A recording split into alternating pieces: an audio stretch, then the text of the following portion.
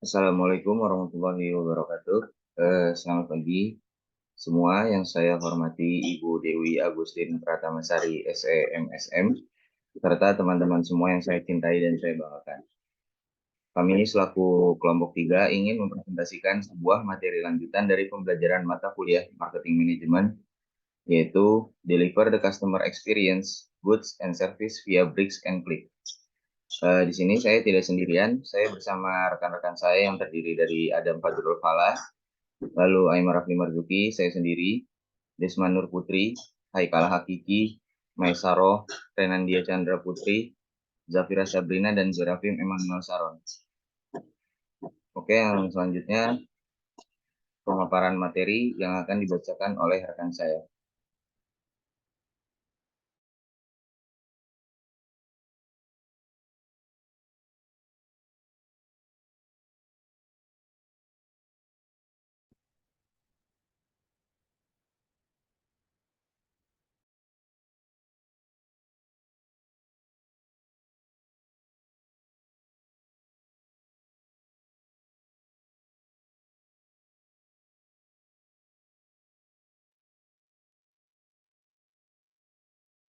Oke, untuk bab yang pertama itu adalah pembahasan tentang retailing di abad ke-21. Boleh di next. Yang pertama adalah pengertian retailing. Retailing adalah suatu proses bisnis yang melibatkan penjualan produk atau jasa kepada konsumen akhir melalui suatu toko fisik maupun toko online.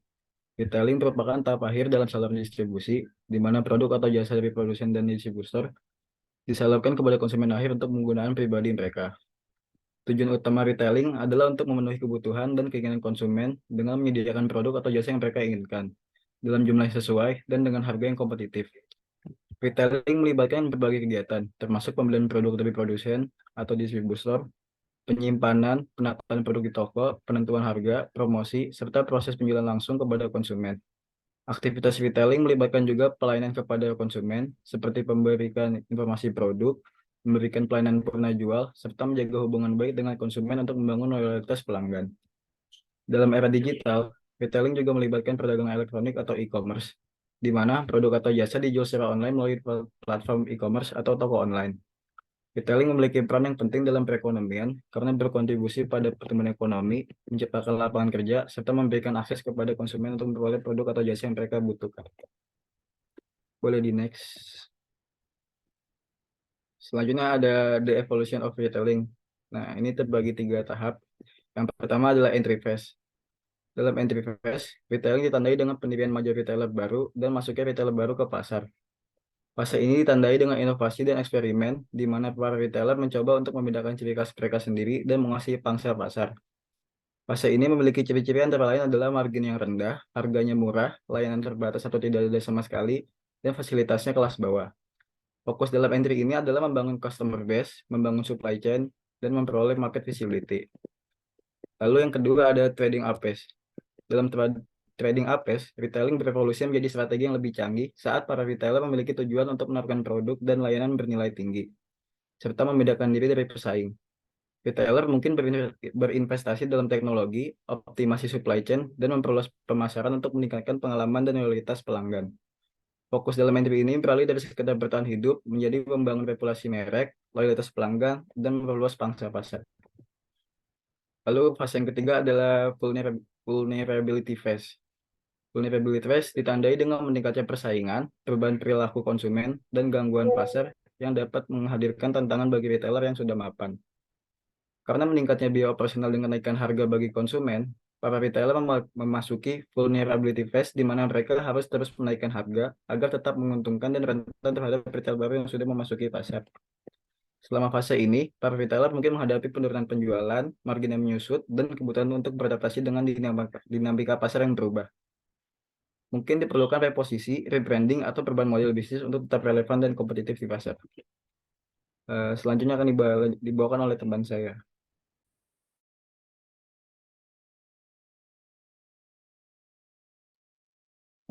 Oke, yang selanjutnya yaitu The Evolution Continues, What's in Store for the Future.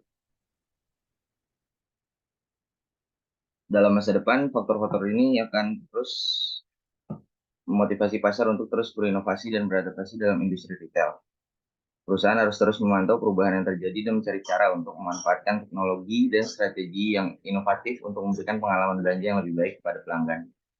Ada beberapa faktor yang memotivasi pemasar untuk melebarkan bisnis mereka, yaitu yang pertama, perubahan perilaku konsumen. Perubahan perilaku konsumen menjadi faktor penting yang memotivasi pasar dalam industri retail. Konsumen semakin membutuhkan pengalaman belanja yang mudah, nyaman, dan personal. Mereka juga lebih sadar lingkungan dan mencari produk yang ramah lingkungan. Oleh karena itu, perusahaan harus terus beradaptasi dengan perubahan perilaku konsumen untuk tetap relevan dan sukses dalam bisnis mereka. Lalu yang kedua yaitu teknologi. Teknologi menjadi faktor penting yang memotivasi pasar dalam evolusi industri retail. Kemajuan teknologi memungkinkan perusahaan untuk memberikan pengalaman belanja yang efisien dan aman kepada pelanggan. Perusahaan juga dapat memanfaatkan teknologi untuk mengumpulkan dan menganalisis data pelanggan dengan lebih efektif, memperkuat pengambilan keputusan bisnis, dan mengoptimalkan rantai pasokan. Lalu yang ketiga yaitu inovasi produk dan layanan. Inovasi produk dan layanan menjadi faktor penting juga untuk memotivasi pasar dalam industri retail. Perusahaan harus terus berinovasi dan menawarkan produk dan layanan yang berbeda dan menarik untuk mempertahankan minat konsumen. Yang keempat ada keterlibatan pelanggan. Perusahaan harus membangun hubungan yang lebih dekat dengan pelanggan mereka dan memastikan pengalaman belanja yang memuaskan. Hal ini untuk membantu perusahaan meningkatkan loyalitas pelanggan dan memperkuat merek mereka. Lalu yang terakhir ada tanggung jawab sosial dan lingkungan yang lebih besar. Tanggung jawab sosial dan lingkungan yang lebih besar menjadi faktor untuk memotivasi pasar dalam evolusi industri retail. Perusahaan juga harus mempertimbangkan dampak lingkungan dan sosial dari bisnis mereka dan harus berusaha untuk mengurangi dampak tersebut dengan cara yang bertanggung jawab. Hal ini dapat membantu perusahaan untuk membangun hubungan yang lebih baik dengan pelanggan dan meningkatkan reputasi mereka. Boleh di next. Oke, yang selanjutnya ada ethical problem in retailing. Terdapat 6 ini ya. Yang pertama itu unethical labor practice. Beberapa masalah etika yang sering terjadi di industri retail adalah seperti kerja paksa, upah yang tidak mencukupi, jam kerja yang berlebihan, dan diskriminasi. Perlakuan yang tidak adil terhadap tenaga kerja yang dapat menyebabkan kerusakan pada kesejahteraan pekerja dan citra merek. Lalu yang kedua ada diskriminasi dan ketidaksetaraan. Perusahaan retail dapat juga menghadapi masalah ketidaksetaraan dalam peluang karir, terutama bagi karyawan yang berbeda ras, jenis kelamin, atau latar belakang budaya. Hal ini dapat menghambat kemajuan karir karyawan dan dapat mengakibatkan kegagalan perusahaan dalam mencapai keragaman dan inklusivitas dalam organisasi. Perusahaan harus memastikan bahwa mereka memperlakukan karyawan dan pelanggan secara adil dan merata tanpa diskriminasi atau ketidaksetaraan. Lalu kemudian ada produk safety and quality. Retailer yang menjual produk yang tidak sesuai dengan standar kualitas atau mengandung bahan yang berbahaya dapat menimbulkan bahaya bagi konsumen. Misalnya produk makanan yang kadaluarsa atau telah terkontaminasi dapat menyebabkan keracunan makanan, sedangkan produk kosmetik yang mengandung bahan kimia berbahaya dapat menyebabkan iritasi kulit atau masalah kesehatan lainnya. Lalu yang kemudian ada environmental impact.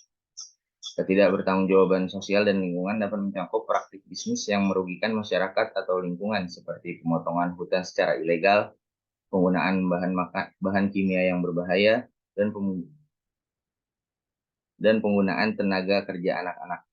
Perusahaan retail yang bertanggung jawab secara sosial dan lingkungan harus mempertimbangkan dampak dari kegiatan bisnis mereka terhadap masyarakat dan lingkungan.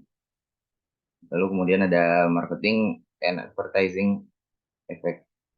Pemasaran dan periklanan yang tidak etis dapat memanipulasi konsumen untuk membeli produk yang sebenarnya tidak mereka butuhkan atau bahkan tidak aman untuk digunakan. Misalnya iklan yang berlebihan tentang manfaat produk yang tidak terbukti dapat menipu konsumen untuk membeli produk yang sebenarnya tidak berguna. Lalu yang terakhir ada supply chain effect,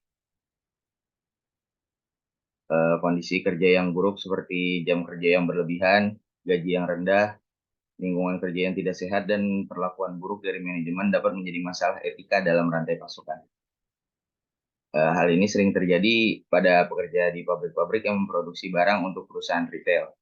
Pekerja yang dipaksa bekerja, seperti anak-anak juga yang dipaksa bekerja dalam supply chain ini juga dapat menjadi masalah etika. Hal ini melanggar hak asasi manusia dan dapat merugikan kesejahteraan dan pendidikan anak-anak.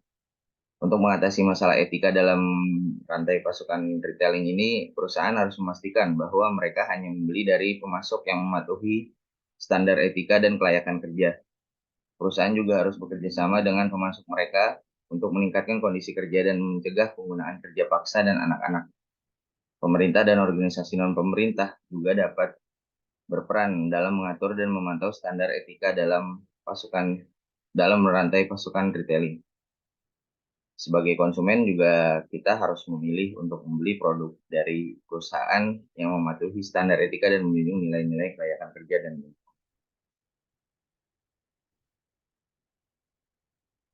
Oke, selanjutnya akan dibacakan oleh rekan saya. Baik, selanjutnya akan dijelaskan oleh saya sendiri, Desma Nur Putri. Kali ini saya akan membahas mengenai types of brick and mortar retailer. Nah, jadi kita akan membahas klasifikasi retailer by what they sell. Jadi ada dua tipe retailer dalam pengklasifikasian ini, yaitu good oriented sama service oriented. Nah, kalau goods oriented ini perusahaan atau penjual yang ngejual barang dagangan. Tapi kalau service oriented ini dia tuh perusahaan atau penjual yang ngasih layanan konsumen atau jasa. Nah, sekarang saya akan ngebahas tentang goods oriented-nya ini. Jadi kalau tipe retailers good oriented yang ngejual barang dagangan, biasanya dia punya keputusan strategi yang paling penting gitu. Eh, karena biasanya perusahaan retailer goods oriented ini dia kan berorientasi pada barang. Jadi dia harus tahu nih produk apa yang harus mereka jual atau campuran barang dagangan apa sih yang bakal mereka tawarin ke konsumen. Nah, campuran barang dagangan yang bakal dia tawarin ke konsumen ini biasanya disebut merchandise mix. Nah, merchandise mix ini masuk ke dalam salah satu strategi untuk menarik konsumen. Jadi merchandise mix ini bakal mempengaruhi penjualan perusahaan. Kalau misalkan sebuah perusahaan retailer goods oriented nih ngasih jual bauran barang yang dijual ya terbatas. Nanti yang dihasilin itu perusahaan nggak punya pelanggan potensial yang cukup. Tapi sebaliknya kalau misalkan sebuah perusahaan terlalu banyak nawarin produk ke konsumen itu bukan berujung baik juga.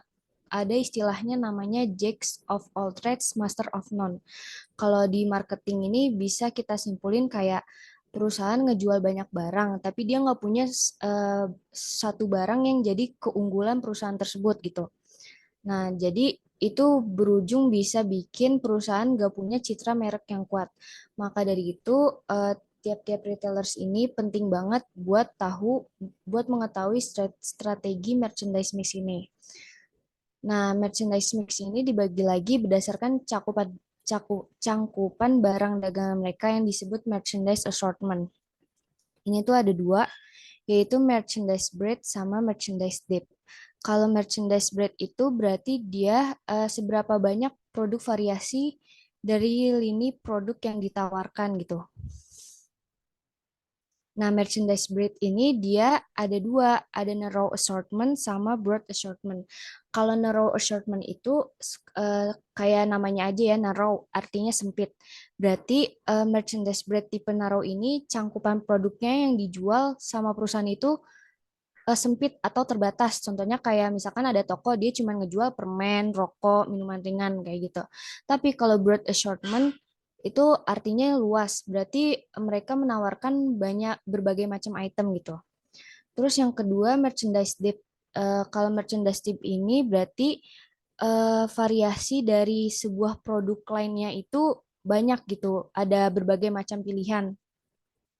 Terus ada dibagi lagi jadi dua, yaitu shallow assortment sama deep assortment. Kalau shallow berarti dia pilihan dalam suatu kategori produknya lebih sedikit. Misalnya ada sebuah toko dia cuma ngejual kemeja warna putih dan biru aja buat pria. Terus yang kedua kalau deep assortment berarti pilihan yang diberikan terhadap suatu produk itu yang dijual banyak. Misalnya toko kemeja, sebuah toko jual kemeja buat pria dengan berbagai model, pilihan warna sama ukuran yang beragam gitu.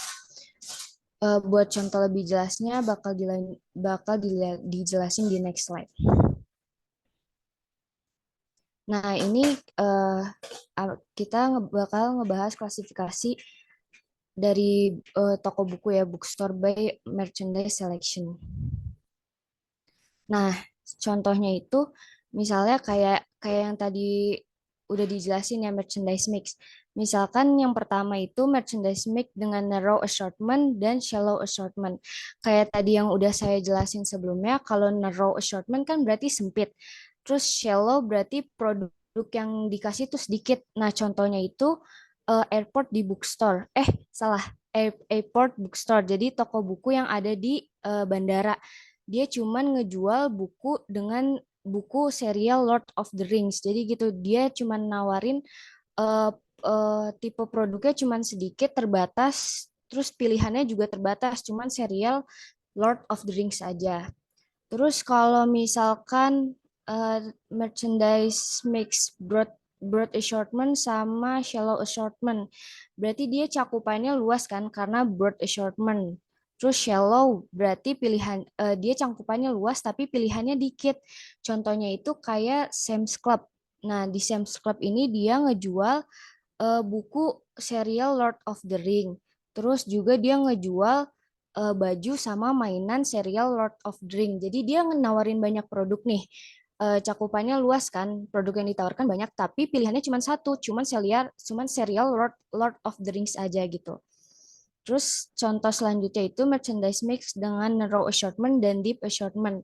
Berarti dia cangkupannya sempit tapi pilihannya beragam. Contohnya kayak di website legendarisheroes.com. Nah, di website itu dia ngejual banyak merchandise.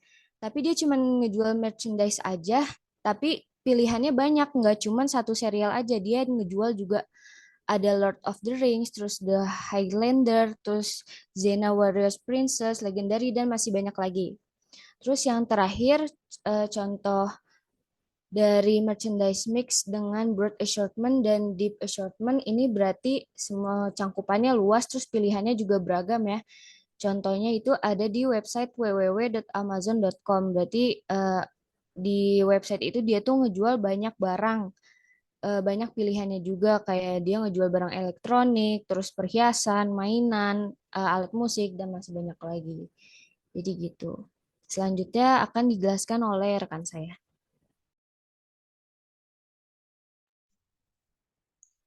Baik, saya Zafira Sabrina akan membawakan materi mengenai classify retailers by level of service. Jadi, retail itu bisa diklasifikasikan berdasarkan level dari service yang mereka tawarkan. Lalu di sini terdapat hubungan antara harga dan service yang ditawarkan oleh suatu atau sebuah retail. Hubungannya itu kayak gini. Jadi kalau misalkan service yang ditawarkan oleh sebuah retail itu bagus atau tinggi, maka otomatis harga yang ditawar atau harga barang-barang yang dijual oleh retail tersebut juga tinggi atau mahal. Sedangkan kalau service yang ditawarkan oleh suatu retail itu nggak terlalu tinggi atau bagus, bisa jadi harga barang yang dijual oleh sebuah retail tersebut itu harganya nggak terlalu tinggi. Boleh di next.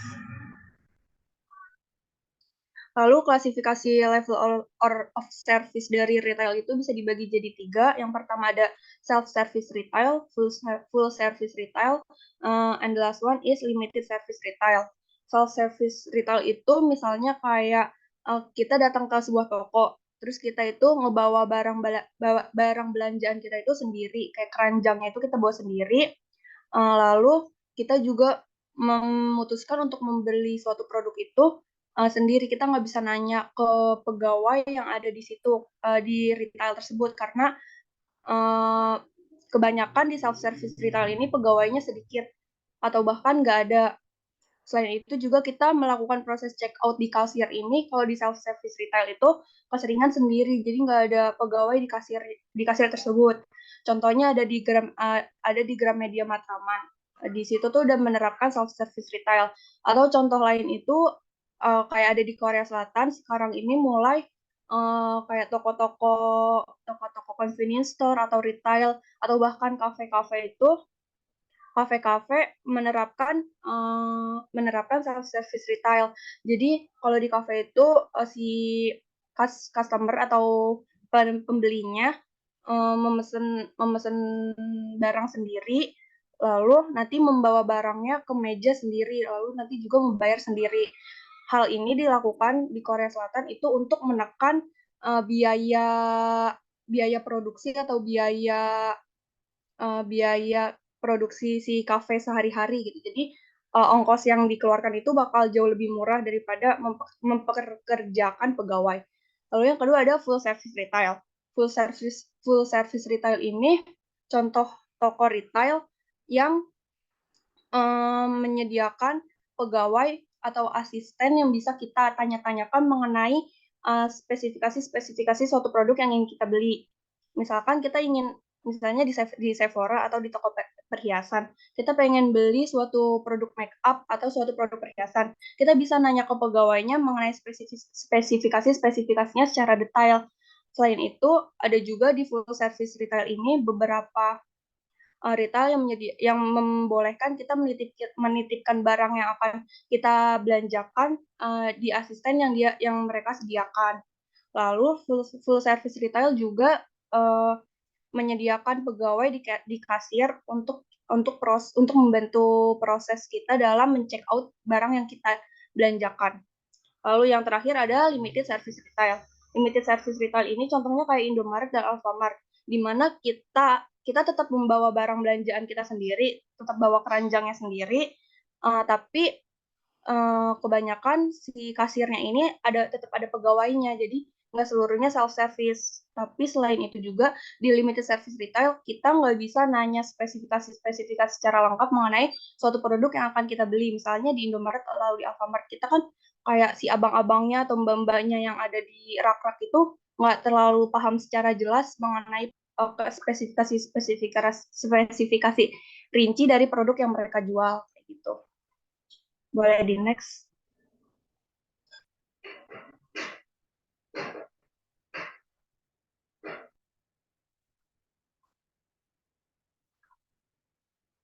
Oke, selanjutnya ada materi mengenai major types of retailer.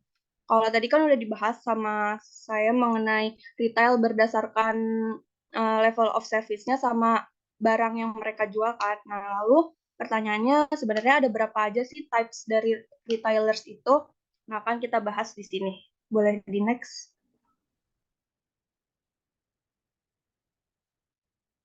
Nah, yang pertama ini ada convenience store dan supermarket. Convenience store merupakan sebuah retail yang menjual berbagai barang, makanan, dan minuman yang sudah jadi. Di convenience store ini sebenarnya dia juga menjual barang-barang kebutuhan sehari-hari kayak odol, sabun, sampo, terus kayak pokoknya barang-barang kebutuhan yang kita perluin sehari-hari. Tapi barangnya itu dijual nggak secara lengkap atau variannya itu nggak banyak.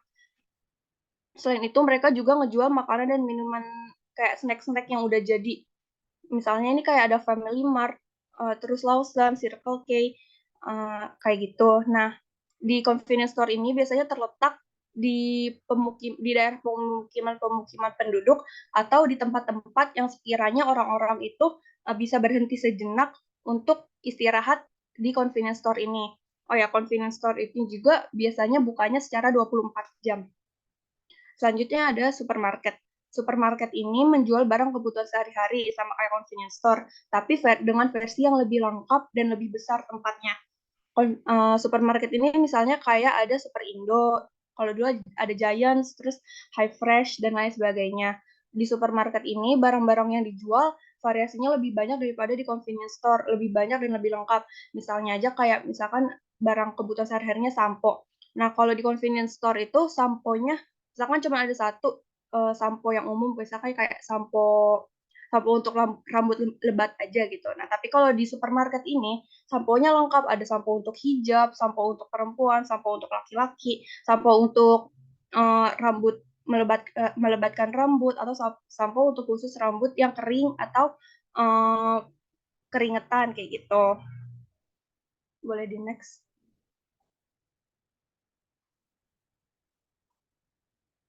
Selanjutnya ada bookstore dan specialty store. Nah, kalau bookstore ini retail yang ngejual barang-barangnya itu nggak langsung ditaruh di rak kayak yang biasa kita temui di retail-retail yang ada di sini. Retail di bookstore ini segala produknya terbatas dan biasanya lebih murah, lalu ditaruhnya itu di box-box kayak yang ada di gambar itu. Nah, kalau bookstore contohnya di Indonesia saya cari nggak ada ya. Tapi kalau di Amerika itu ada namanya Aldi Store. Aldi Store ini merupakan salah satu contoh bookstore yang harga yang ditawarkan juga jauh lebih murah daripada store-store lainnya. Selanjutnya ada specialty store. Specialty store ini merupakan retail yang menjual barang-barang yang masih satu bidang aja, misalnya kosmetik aja. Nah, ini contohnya ada di Sephora, atau contoh lainnya itu juga ada Sport Station. Jadi mereka itu ngejual, misalkan di Sport Station itu dia ngejual segala macam produk sebenarnya, tapi masih dalam satu tema, yaitu temanya sport. Kayak misalnya dia ngejual ada baju khusus olahraga, celana khusus untuk olahraga, kaos kaki, sepatu olahraga, dan peralatan-peralatan olahraga. Jadi kan mereka ngejualnya tuh berbagai varian dan jenis, tapi hanya masih dalam satu lini bidang saja. Boleh di next. Selanjutnya ada kategori killers dan illicit department. Kategori killers ini merupakan sebuah retail. Tapi dia retail ini tuh sama kayak specialty store, cuman versi lebih luasnya aja. Kayak misalkan kalau di specialty store itu tadi kan ada Sephora dan Sport Station ya. Nah, kalau di IKEA ini, misalkan perlengkapan rumahnya ini ada, IKEA ini dia ngejual segala macam perlengkapan rumah, tapi dengan variasi jenis, jumlah yang lebih banyak lagi daripada specialty store. Di IKEA ini kita bisa menemukan sebuah produk yang mulai dari yang terkecil hingga yang terbesar. Nah, selain itu dinamakan kategori killers juga karena biasanya dia itu mendominasi atau merajai bidang yang produknya mereka jual gitu. Kalau di IKEA dia kan mendominasi atau merajai bidang perlengkapan rumah kayak gitu. Makanya dinamakan kategori killers. Selanjutnya ada illicit department. Illicit department ini adalah sebuah retail yang berada di dalam suatu department store. Maksudnya kayak gimana? Jadi kalau misalkan kalian masuk ke suatu department store, terus di dalam department store itu ada space tersendiri yang ngejual misalkan kayak jam tangan. Nah, itu sebenarnya itu illicit department. Jadi si toko jam tangannya ini menyewa beberapa space sedikit untuk menjual barang dagangan mereka.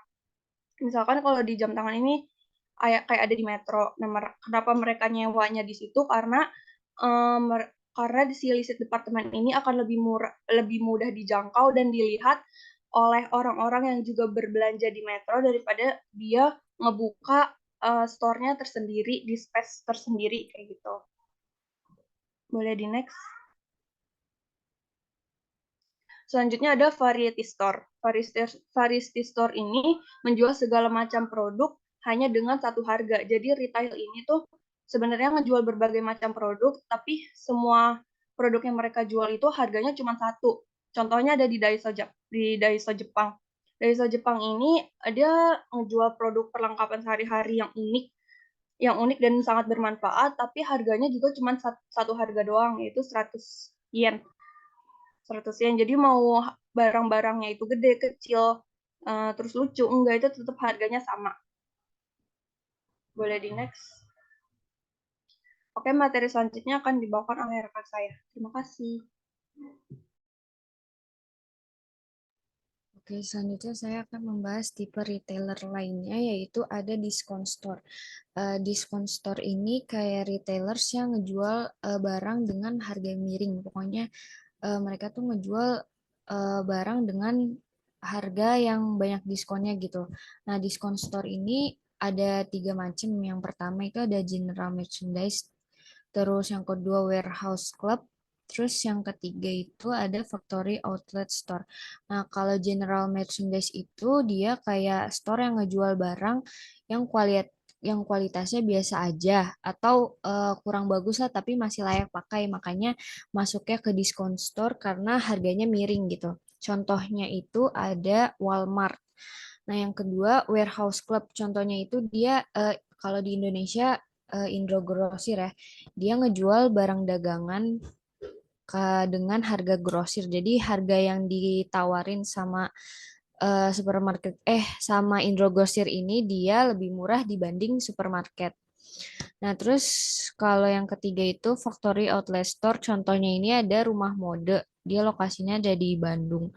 Nah, biasanya kalau Factory Outlet Store ini dia kayak ngejual barang yang defect atau yang udah nggak layak dijual di toko resminya gitu.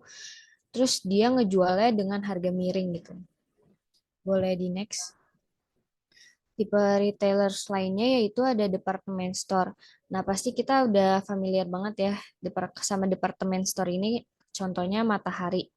Kalau department store ini dia retailer ngejual dengan range item yang luas gitu. Harga yang ditawarkan kompetitif karena di dalam department store ini dia ngasih tawaran banyak brand gak cuma satu brand aja. Eh, tapi kalau saat ini department store itu mengalami bifurcated retailing karena dia nawarin banyak variasi baju. Department store ini sekarang dianggap kurang mengikuti mode gitu dibanding specialty store yang tadi teman saya udah jelasin sebelumnya. Kadang konsumen juga lebih memilih kayak eh, beli di satu merek baju misalkan Giordano gitu walaupun tipe bajunya hampir sama tapi dia udah dapat barang dengan brandnya gitu. Kalau di department store kan brandnya nggak terlalu seterkenal kayak di specialty store ya. Terus yang kedua ada hypermarket. Nah, kalau hypermarket ini dia menjual berbagai macam barang belanjaan hingga barang elektronik. Sebenarnya hypermarket ini hampir mirip dengan supermarket. Cuman dia nawarin warehouse store dan juga supermarket.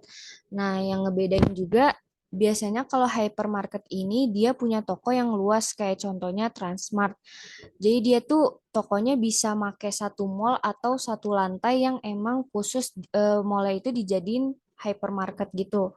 Terus dia juga ngejual barang dia nggak cuma ngejual barang grocery aja, tapi dia juga ngejual barang elektronik. Jadi kalau misalkan belanja di sini tuh kayak one stop shopping gitu. Kita jadi nggak cuma belanja barang grocery, tapi bisa belanja kayak barang elektronik juga. Terus yang terakhir itu ada pop-up store. Kalau pop-up store ini merupakan toko retail yang muncul suatu hari dan menghilang setelah satu periode atau disebutnya seasonal store. Jadi contoh yang dicantumin itu yaitu Marhenje. Nah, Marhenje ini biasanya dia dianggap seasonal store karena dia biasanya muncul karena adanya pergantian musim, misalnya kayak pas Natalan nih. Nanti dia muncul di suatu mall misalkan dengan tema Natal gitu yang dia nawarin barang-barang yang misalkan berwarna merah, pokoknya yang tema-tema Natal gitu deh. Nah, biasanya pop-up store ini lebih membangun customer interest karena biasanya sebelumnya kan Marhenji itu baru ada offline store di Korea, tapi setahu saya sekarang udah ada di Surabaya kalau nggak salah. Jadi karena sebelumnya belum ada nih offline store-nya, jadi dia pas ngebangun pop-up store, dia tuh kan banyak nih customer yang belum tahu brand tersebut. Dengan adanya pop-up store ini, jadi bisa ngenalin brand tersebut ke pelanggan, terus dia bikin pelanggan penasaran. Terus pop-up store ini dia bisa ngetes lokasi marketing dan marketing produk. Misalkan Marhenje ini dia mau ngebuka pop-up store di Kota Kasablanka misalkan. Nah, nanti dia bisa ngetes kira-kira kalau dia ngebangun offline store di mall ini eh, pelanggannya bakal kayak gimana sih? Apa bakal banyak atau enggak? Kalau misalkan enggak, dia bakal coba di mall selanjutnya gitu, misalkan di Grand Indonesia. Terus dengan adanya pop-up store ini, dia bisa kayak creating buzzer gitu. Karena sebelumnya kayak yang tadi udah saya jelasin, sebelumnya kan ini Marhenje belum ada ya offline store. Terus orang-orang mungkin jadi pada penasaran nih, oh Marhenji ada pop-up store ya, otomatis itu jadi apa ya? Jadi banyak diperbincangkan orang-orang gitu, jadi viral. Nah makanya itu ngaruh ke menarik customer interest gitu. Selanjutnya akan dijelaskan oleh rekan saya.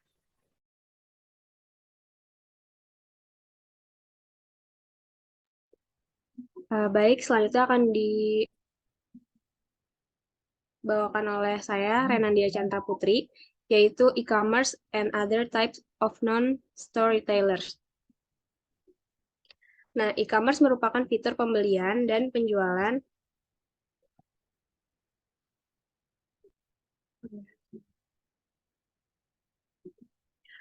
E-commerce merupakan fitur pembelian dan penjualan barang dan jasa secara online dengan bentuk retail non-toko karena tidak ada etalase fisik atau lokasi yang dapat dikunjungi pelanggan.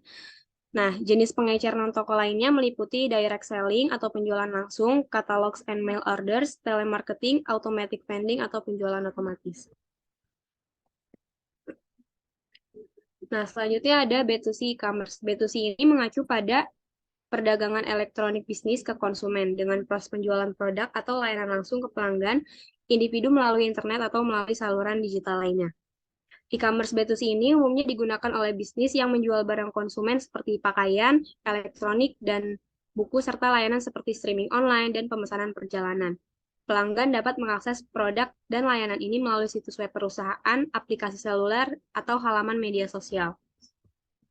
Nah, e-commerce B2C ini biasanya melibatkan beberapa langkah, termasuk membuat etalase digital, mengelola daftar harga produk, atau memproses pembayaran, dan juga mengirimkan produk ke pelanggan. Nah, ini juga melibatkan penyediaan dukungan pelanggan dan penanganan pengembalian dan penukaran. Lalu ada benefits of B2C e-commerce atau manfaat B2C bagi penjual dan konsumen. Nah, manfaat B2C bagi penjual ini ada yang pertama peningkatan penjualan. Dengan menjual langsung ke konsumen akhir, penjual dapat meningkatkan penjualan produk atau layanan mereka. Nah, yang kedua ada peningkatan keuntungan, atau dengan meningkatnya penjualan, keuntungan penjual juga dapat meningkat. Lalu yang ketiga ada peningkatan reputasi. Dalam model bisnis B2C ini, penjual dapat membangun reputasi mereka dengan cara memberikan pelayanan yang baik dan memuaskan kepada konsumen. Lalu yang berikutnya ada pengembangan loyalitas pelanggan, di mana dengan memuaskan konsumen, penjual dapat membangun loyalitas pelanggan yang akan menguntungkan bisnis mereka di masa depan. Lalu ada pengembangan strategi pemasaran. Dalam model bisnis B2C ini, penjual dapat mengembangkan strategi pemasaran yang efektif untuk menarik perhatian konsumen dan meningkatkan penjualan mereka. Lalu yang terakhir ada analisis pasar. Dengan berinteraksi langsung dengan konsumen, penjual dapat memahami kebutuhan dan keinginan pasar sehingga dapat mengembangkan produk dan layanan yang lebih sesuai dengan pasar. Dalam keseluruhan, model bisnis B2C ini dapat memberikan manfaat besar bagi penjual dalam meningkatkan penjualan, keuntungan, reputasi, loyalitas pelanggan, dan pengembangan strategi pemasaran. Lalu ada manfaat bagi konsumen. Yang pertama adalah kemudahan berbelanja. Konsumen itu dapat dengan mudah membeli produk atau jasa dari perusahaan atau bisnis secara online atau offline. Mereka dapat dengan cepat mencari informasi tentang produk atau jasa yang mereka butuhkan dan membelinya tuh dengan mudah gitu melalui berbagai platform seperti website, aplikasi mobile, atau toko fisik. Nah, yang kedua ada kualitas produk dan jasa. Perusahaan atau bisnis B2C ini biasanya fokus pada kepuasan pelanggan dan kualitas produk atau jasa yang mereka tawarkan. Ini berarti bahwa konsumen itu dapat mengharapkan produk atau jasa yang berkualitas tinggi dan layanan pelanggan yang baik. Lalu ada penawaran spesial dan diskon. Kan banyak perusahaan atau bisnis B2C ini menawarkan promosi dan diskon khusus pada konsumen mereka. Nah, ini dapat membantu konsumen mendapatkan produk atau jasa dengan harga yang lebih terjangkau dan memungkinkan mereka menghemat uang. Lalu selanjutnya ada kemudahan pembayaran. Perusahaan atau bisnis B2C ini sering menawarkan berbagai opsi pembayaran seperti kartu kredit, transfer bank, atau dompet digital. Nah, yang paling nyaman bagi mereka.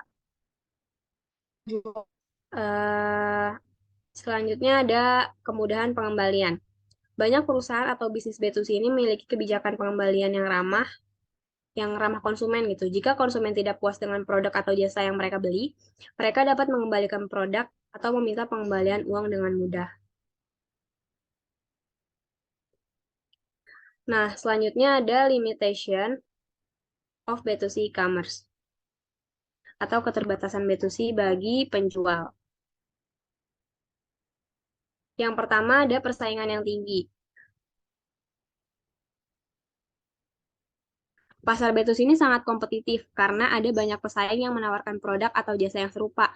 Nah, oleh karena itu, penjual harus bekerja keras untuk membedakan diri dari pesaing dan menawarkan nilai tambah yang unik kepada konsumen. Lalu ada ketergantungannya pada tren gitu. B2C ini seringkali terpengaruh oleh tren sehingga penjual harus memantau tren dan perubahan pasar dengan cermat agar tetap relevan dan menarik bagi konsumen. Lalu yang ketiga ada biaya pemasaran yang tinggi. Mempromosikan produk atau jasa ke konsumen akhir memerlukan biaya pemasaran yang tinggi, biasanya seperti iklan di media massa, promosi penjualan, dan kampanye iklan online. Oleh karena itu, penjual harus memiliki anggaran pemasaran yang cukup untuk memastikan produk atau jasa mereka dikenal oleh konsumen yang potensial. Lalu yang selanjutnya ada tuntutan pelanggan yang tinggi. Konsumen B2C ini seringkali menuntut kualitas produk atau jasa yang tinggi dan layanan pelanggan yang responsif. Penjual harus siap untuk merespons dengan cepat dan memenuhi kebutuhan konsumen mereka dengan baik. Lalu yang terakhir ada perubahan kebijakan B2C. Seringkali B2C ini terpengaruh oleh perubahan kebijakan pemerintah, kayak peraturan tentang privasi data, perlindungan konsumen, dan pajak penjualan. Oleh karena itu, penjual harus memperhatikan perubahan tersebut dan memastikan mereka mematuhi semua aturan dan regulasi yang berlaku. Lalu ada keterbatasan B2C bagi konsumen. Yang pertama adalah terbatasnya pilihan produk. Konsumen B2C ini seringkali hanya bisa memilih dari produk atau jasa yang tersedia di toko atau situs web penjual. Nah, ini berarti bahwa konsumen itu nggak selalu dapat menemukan produk atau jasa yang mereka inginkan yang sesuai dengan kebutuhan mereka gitu. Lalu yang kedua itu ada risiko penipuan. Risiko penipuan dalam transaksi B2C ini terutama dalam transaksi online ya. Konsumen harus selalu berhati-hati dan memastikan bahwa penjual yang mereka beli dari toko tersebut adalah penjual yang sah dan terpercaya. Lalu yang selanjutnya ada keterbatasan waktu. Nah, konsumen B2C ini seringkali terbatas dalam waktu untuk berbelanja dan mengakses layanan, terutama jika mereka memiliki jadwal yang sibuk. Ini dapat menyulitkan untuk menemukan waktu yang tepat untuk membeli atau menggunakan produk atau jasa. Lalu selanjutnya juga ada biaya pengiriman. Biaya pengiriman dapat menjadi masalah bagi konsumen B2C, terutama jika mereka membeli produk dari luar negeri atau jika mereka membeli produk dalam jumlah kecil. Nah, biaya pengiriman tambahan dapat membuat harga produk lebih mahal. Lalu yang selanjutnya ada keterbatasan interaksi langsung. Dalam B2C ini, konsumen tidak dapat berinteraksi langsung dengan penjual seperti dalam transaksi B2B. Ini berarti bahwa konsumen tidak selalu dapat memperoleh informasi yang cukup tentang produk atau jasa, nah, atau mendapatkan dukungan yang mereka butuhkan dari penjual. Lalu yang terakhir ada keterbatasan pengalaman berbelanja. Belanja di toko atau online dapat memberikan pengalaman yang berbeda untuk konsumen B2C. Beberapa konsumen mungkin merasa nggak nyaman gitu berbelanja online atau merasa kesulitan menavigasi situs web toko online, sedangkan beberapa konsumen mungkin merasa tidak nyaman saat berbelanja di toko fisik karena kepadatan konsumen atau terbatasnya ketersediaan produk.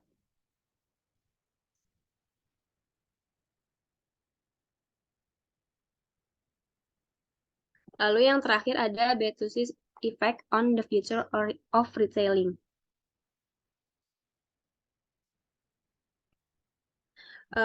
B2C ini telah mengubah cara orang berbelanja dan berinteraksi dengan pengecer. Seiring dengan perkembangan teknologi dan perubahan perilaku konsumen, B2C diyakini akan terus berkembang di masa depan dan berdampak pada masa depan retail. Berikut adalah beberapa efek B2C pada masa depan retail. Perubahan dalam cara konsumen berbelanja, perubahan dalam cara pengecer beroperasi, kemunculan toko online baru, penggunaan data untuk personalisasi pengalaman konsumen. Nah, perubahan dalam cara konsumen berbelanja ini udah ngebuat belanja lebih mudah dan nyaman bagi konsumen, yang memungkinkan konsumen untuk berbelanja di mana saja dan kapan saja dalam waktu dekat. Teknologi seperti augmented reality dan virtual reality dapat memberikan pengalaman berbelanja yang lebih interaktif dan memungkinkan konsumen untuk mencoba produk sebelum membeli. Ini dapat mengubah cara konsumen berbelanja dan memengaruhi bagaimana toko retail dirancang di masa depan.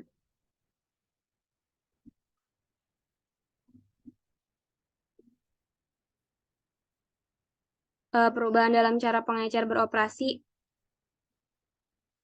yaitu B2C telah memungkinkan pengecer untuk mencapai konsumen di seluruh dunia dan mengurangi biaya operasional dalam masa depan. Teknologi seperti Internet of Things dan kecerdasan buatan atau AI dapat membantu pengecer untuk mengoptimalkan rantai pasokan mereka dan meningkatkan efisiensi operasional. Pengecer juga dapat mengintegrasikan data dan analitik untuk meningkatkan pengalaman konsumen dan memperoleh wawasan yang lebih baik tentang perilaku konsumen. Lalu ada kemunculan toko online baru. B2C ini telah memungkinkan kemunculan toko online baru yang menawarkan produk unik atau layanan yang lebih baik. Di masa depan, toko online dapat menjadi semakin populer dan menantang toko retail fisik yang lebih tradisional. Namun, beberapa pengecer itu udah mulai menggabungkan pengalaman retail fisik dan online dengan cara inovatif, seperti toko retail yang memungkinkan konsumen untuk memesan produk online dan mengambilnya di toko fisik. Nah, selanjutnya ada penggunaan data untuk personalisasi pengalaman konsumen. B2C juga memungkinkan pengumpulan data konsumen yang lebih besar dan lebih lengkap. Di masa depan, pengecer dapat menggunakan data ini untuk mempersonalisasi pengalaman konsumen dan menawarkan produk yang relevan dan layanan yang disesuaikan dengan preferensi konsumen. Secara keseluruhan, B2C ini diperkirakan akan terus memainkan peran penting dalam perkembangan retail di masa depan, dan pengecer dapat beradaptasi dan memanfaatkan teknologi ini dan akan memiliki keunggulan dalam bersaing. Selanjutnya akan dijelaskan oleh rekan saya. Saya Mai Syaro, selanjutnya akan menjelaskan tentang direct selling. Nah, direct selling merupakan cara penjualan di mana produsen langsung berhadapan dengan konsumen. Jadi, buat sistem penjualannya itu nggak melibatkan perantara atau pihak ketiga dalam proses distribusi produk antara produsen dan konsumen. Artinya, kita bisa menjual produk secara langsung kepada konsumen. Nah, teknik itu beda sama penjualan yang nggak langsung, yang metode pemasarannya itu melibatkan orang ketiga. Biasanya semacam distributor gitu. Atau agen buat masarin produknya yang membuat perjalanan pembelian itu jadi lebih panjang. Nah, kalau si direct selling ini tuh justru menghilangkan fungsi perantaranya tuh, jadi nggak ada distributor atau agen, jadi si produknya itu bisa langsung lebih cepat sampai ke tangan konsumen. Tapi meskipun nggak melibatkan pihak ketiga, direct selling ini tuh mampu buat meningkatkan penjualan. Bahkan peningkatan yang terjadi di direct selling itu sama sebagian pebisnis tuh dinilai benar-benar efektif karena semisalnya mengalami kemacetan pun tidak akan begitu signifikan gitu. Nah, hal ini dibuktikan dengan terus bertumbuhnya angka penjualan yang menggunakan metode direct selling.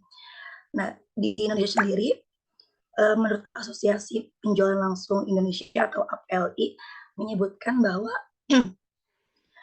daerah ini mengalami peningkatan pendapatan sebanyak 25 triliun pada tahun 2001.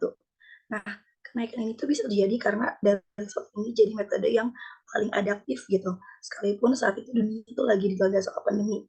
Dan direct selling ini dengan berbagai macam jenisnya dinilai mampu buat bertahan dan jadi tumpuan perekonomian nasional. Dan kemajuan ini juga bukan cuma dirasain sama pebisnis di tanah air doang, tapi kita juga bisa di sebagian perusahaan di Amerika Serikat juga ngerasain nih lonjakan pendapatan dari 76,7 miliar USD pada tahun 2019 menjadi 123,3 miliar USD pada tahun 2021 lalu. Nah, sehubungan dengan itu, para pakar pengamat memperkirakan kalau pada tahun 2003 ini direct selling itu bakal mengalami peningkatan mencapai 175 miliar US dollar. Ya, boleh di next slide.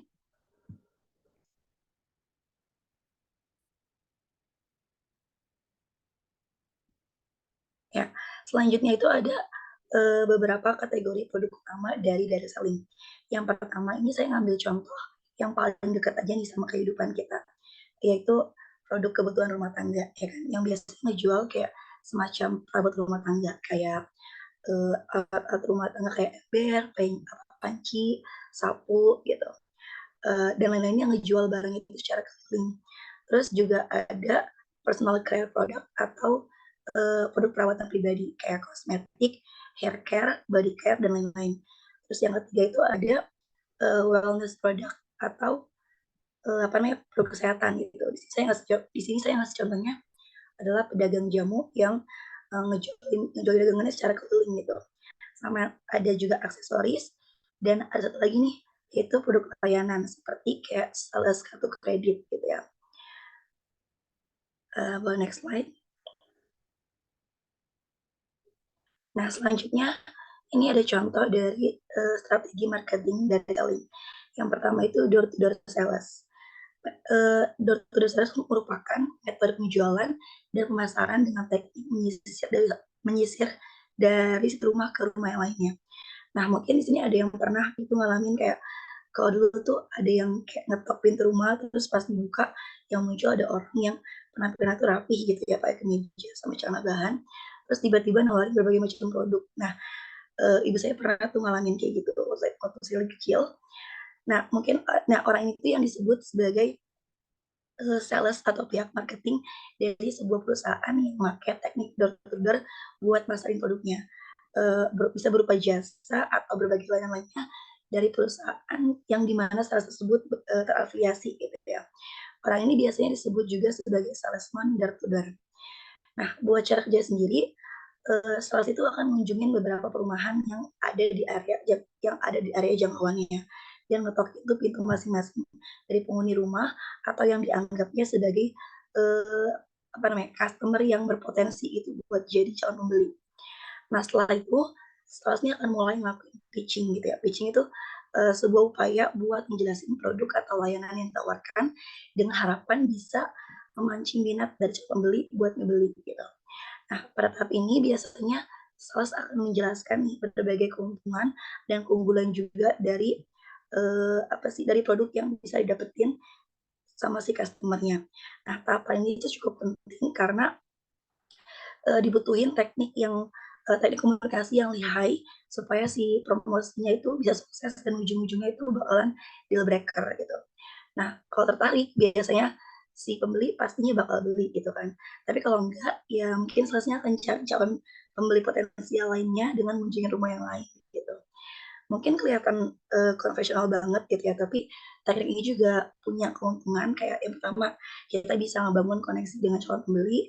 Yang kedua, kita bisa ngelakuin pendekatan secara lebih emosional sama si customer-nya. Yang ketiga, kita bisa berinteraksi secara langsung dengan contoh sampel dari produk yang dijual gitu. Nah, selain keuntungannya juga pasti ada dong kekurangan dari si teknik marketing ini. Nah, yang pertama itu masyarakat mudah curiga. Tindakan kejahatan yang mana terjadi kan membuat masyarakat itu makin was-was gitu ya kalau pas izin orang-orang asing buat bertemu ke rumah gitu. Jadi ketika sales akan mulai pekerjaannya buat masarin produknya itu, pemilik rumah udah agak waspada nih, dan mungkin sales juga bakal nggak diizinin masuk gitu kan ya. Karena modus kejahatan berkedok sales juga udah banyak banget dan udah jadi salah satu alasan masyarakat itu enggan buat mengindahkan promosi dari door to door ini. Alhasil, sales yang udah siap-siap nih mempromosi produknya harus balik pulang lagi nanti produk jualannya yang nggak laku gitu kan. Terus yang kedua itu internet sebagai sumber informasi. Nah, nggak cuma sales doang yang bisa manfaat teknologi, masyarakat sekarang juga bisa lebih mudah buat mengakses internet gitu kan.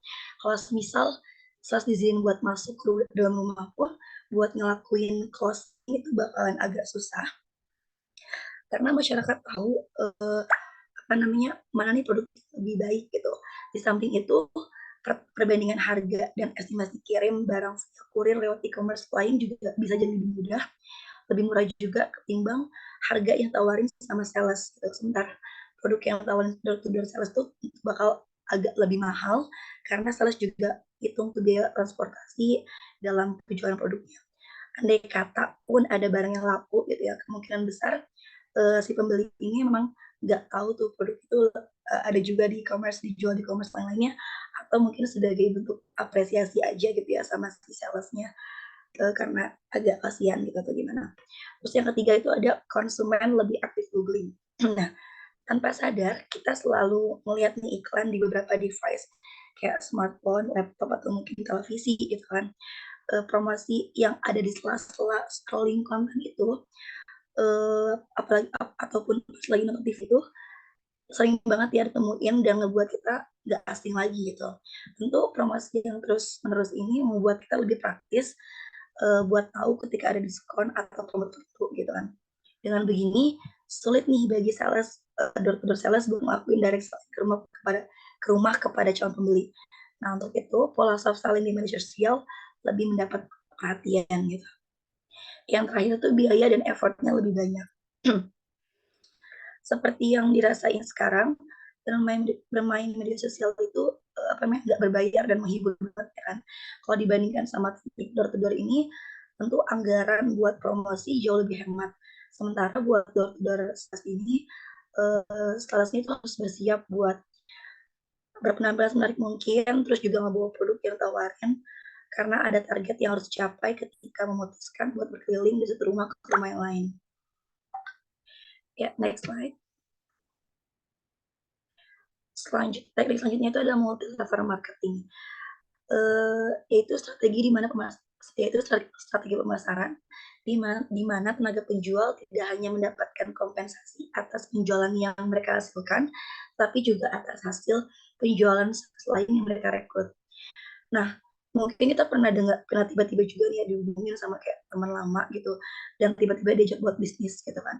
Tapi bisnis yang jelasin tuh kayak nggak kayak pada bukan bisnis kayak pada umumnya gitu kan. Katanya kita bisa meraup keuntungan yang banyak kalau bisa ngajak orang lain buat ikut bisnis juga sama kita. Nah, kalau kita pernah ngalamin kayak gini, mungkin aja kita lagi diajak buat ngejalanin bisnis multi level marketing atau MLM gitu. Nah, saat ngedengar istilah MLM atau multi level marketing pasti banyak tuh kan stigma negatif yang bermunculan mengenai hal ini gitu. Hal ini dikarenakan banyaknya modus penipuan yang dilakukan berbagai oknum melalui bisnis yang mengakibatkan kerugian yang cukup besar. Akan tetapi juga banyak orang yang berhasil menjalani bisnis ini, jadi bahkan sampai mendapatkan penghasilan yang cukup besar, bahkan nggak terbatas gitu. Oleh karena itu, hingga saat ini bisnis MLM ini masih banyak menuai pro kontra di antara kalangan masyarakat gitu. Nah, dikutip dari Investopedia, MLM adalah strategi yang digunakan beberapa perusahaan direct sales. Dalam strategi ini, perusahaan mendorong distributor yang sudah ada untuk merekrut distributor baru. Nah, nantinya distributor yang ini akan mendapatkan keuntungan berdasarkan persentase dari penjualan mereka dan penjualan distributor yang mereka rekrut. Gitu. Nah, kalau biasanya seseorang itu harus bekerja secara terus-menerus ya kan buat bisa meraup keuntungan. Nah, kalau bisnis MLM ini nggak maksain si anggota MLM buat terus berjualan gitu. Ya, dikarenakan adanya sistem komisi buat setiap kali anggota MLM yang berhasil ngejual produk dan merekrut anggota baru. Nah, gimana sih cara kerja sendiri? Misalnya kita ambil contoh gitu kan, ada anggota MLM inisialnya A, dia berhasil merekrut temennya. Nah, temennya ini pun udah berhasil merekrut kerabat lainnya buat gabung. Artinya si A ini dia sudah ngebentuk sebuah grup dengan 2 anggota MLM asuhannya dan akan menerima komisi dari setiap jual beli yang dilakukan sama kedua anggota MLM ini. Nah, yang perlu kita lakukan dan waspadai dari menghindari bisnis MLM ini adalah bisnis MLM yang cuma nguntungin anggota yang udah lama bergabung aja atau kepada perekrutan anggota banyak aja, sementara anggota baru dan yang nggak melakukan rekrutan anggota lainnya itu kurang dapetin keuntungan. Maka mungkin aja ya bisnis MLM ini tuh kurang baik gitu. Nah, sedangkan bisnis MLM yang baik biasanya ini berlaku adil kepada para anggotanya. Mereka biasanya ngasih keuntungan sama anggota yang bisa keras dalam penjualan produknya, serta merekrut dan mengaktifkan anggota barunya. Contohnya kayak di gambar ini. Jadi kalau yang di atas itu berhenti bekerja dan di bawah terus bekerja, terus merekrut gitu, maka bisa jadi bawahannya akan punya penghasilan yang lebih besar daripada yang di atas gitu. Tapi yang duluan join ini harus tetap kerja biar nggak timpang gitu kan.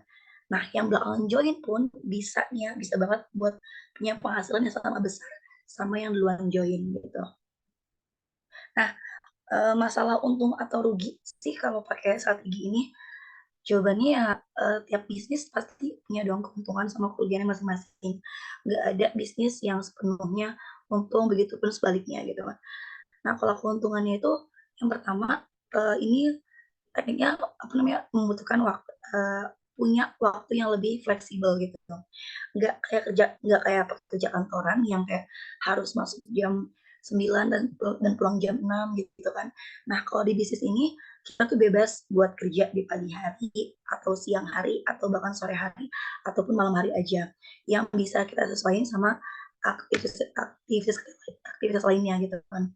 Nah, yang kedua itu kerja sekali dan kita bisa dapetin keuntungan berlipat ganda. Ini bisa dibilang merupakan keuntungan bisnis MLM yang paling diketahui banyak orang gitu kan. Cara buat dapetinnya pun gampang-gampang susah gitu. Karena kita harus ngajak banyak orang buat bergabung sama bisnis MLM ini. Terus yang ketiga ada kita tuh nggak perlu stok barang dan punya gudang. Gitu.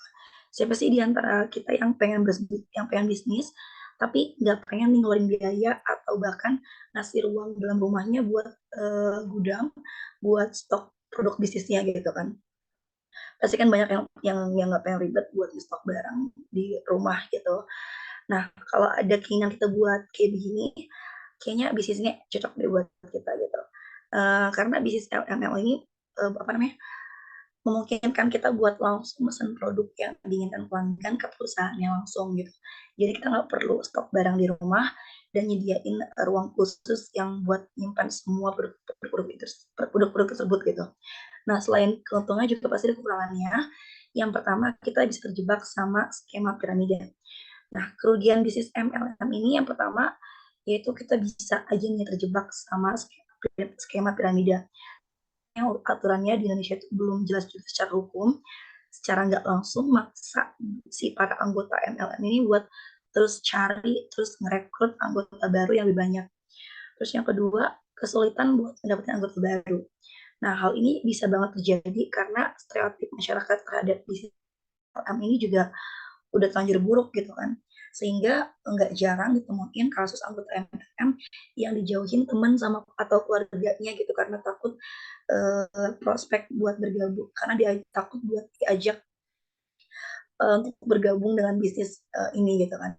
Dan itu yang menjadi faktor penyebab sulitnya buat anggota MLM ini ngelakuin perekrutan anggota baru. Nah, dari semua informasi kekurangan sama kelebihan yang udah dijelasin itu, kita bisa nih mutusin kalau untuk menjalani suatu bisnis itu kita lebih baik pelajari lebih dahulu mengenai asal-usul dan program kerja bisnis tersebut serta menyesuaikan dengan keinginan dan kemampuan kita dalam menjalankannya sehingga hal ini dapat meminimalisir dari kerugiannya. Nah, kalau contohnya sendiri dari produk yang dijual ini adalah produk yang bisa menghasilkan repeat purchase. semacam produk kecantikan atau Oriflame, atau juga bisa produk rumah tangga kayak Tupperware gitu. Ya, next slide. Ya, yang terakhir ada automatic vending. Vending machine ini adalah mesin penjualan otomatis yang bisa kita gunain untuk berjualan beragam produk.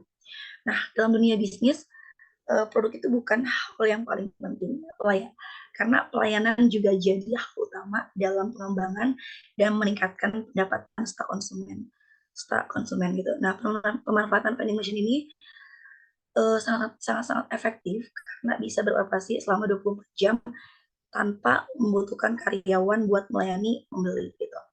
Nah, vending machine ini juga bisa menjadi alternatif buat penjualin produk di masa pandemi yang mengharuskan setiap orang itu harus meminimalisir kontak dan jaga jarak. Pelaku usaha di Indonesia bisa menggunakan vending machine dengan lebih masif untuk meningkatkan penjualan produk mereka. Nah, meskipun di Indonesia itu udah mulai banyak vending machine gitu kan ya, tapi jumlahnya itu belum terlalu masif gitu. Indonesia dengan jumlah penduduk yang lebih dari 250 juta, sejauh ini cuma baru punya 4.000 unit vending machine gitu. Nah, mesin penjual otomatis ini biasanya dikenal dengan mesin yang cuma menerima uang tunai aja buat ngebeli minuman kalengan, buat ngebeli minuman kaleng gitu. Nah, tetapi saat ini itu vending machine telah punya berbagai fitur canggih buat memudahkan penggunanya. Yang pertama itu adanya smart payments yang tentunya dapat menjadi penyelamat dari kaum cashless gitu kan. Hal tersebut dikarenakan transaksi yang sebelumnya dilakukan dengan uang tunai telah berubah menjadi pembayaran non tunai menggunakan berbagai e-wallet.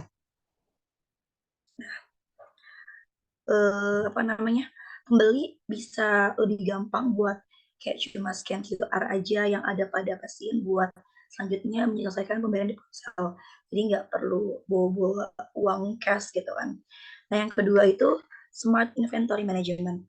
Manajemen inventaris yang cerdas, fitur yang tentunya sangat menguntungkan gitu bagi pemilik bisnis.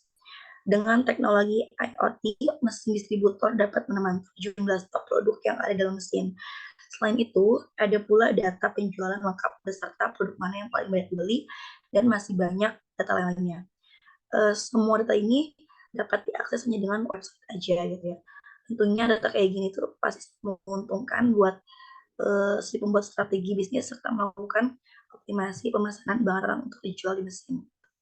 Yang ketiga itu personal shopping. Jadi belanja kita lebih personal gitu kan.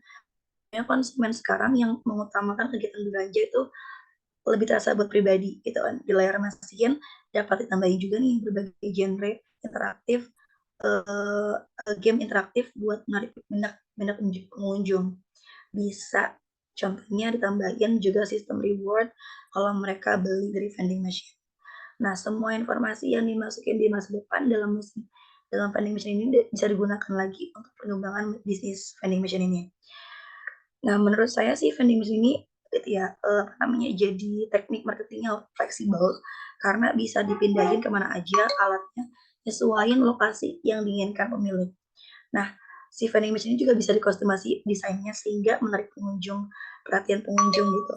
Seperti sistem yang ada di mesinnya, contohnya cloud management system di vending machine yang di vending machine-nya smart yang bisa memudahkan penggantian katalog atau harga secara otomatis. Nah, si vending machine juga bisa ditambahin fitur interaktif sehingga pengunjung yang lewat bakal tertarik nih buat datang ke mesin gitu. Ya, segitu aja. Untuk materi selanjutnya bakal dijelasin sama rekan saya. Terima kasih. Yes. Baik, perkenalkan nama saya Zirafael Emmanuel Sharon, dan di sini saya akan membacakan materi keempat dari kelompok kami, yaitu Retailing, What Isn't There.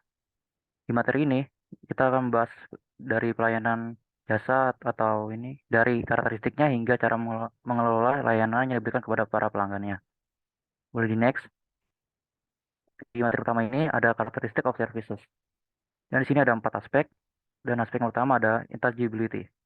Intangibility adalah salah satu karakteristik utama dari pelayanan yang merujuk pada kata sifat abstrak dari layanan tersebut. Dalam konteks pelayanan, Intangibility mengacu pada fakta bahwa layanan tidak dapat dilihat, disentuh, atau dirasakan secara fisik seperti produk fisik pada umumnya. Intangibility berarti bahwa layanan tidak memiliki bentuk fisik atau sifat konkret dan sulit untuk diukur, yang artinya pelanggan sulit untuk menentukan kualitas layanan tersebut baik atau tidak secara objektif.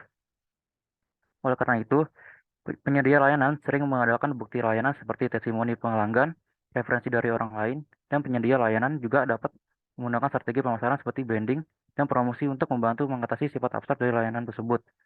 Dan hal itu membuat pelanggan mudah memahami apa arti dari layanan tersebut.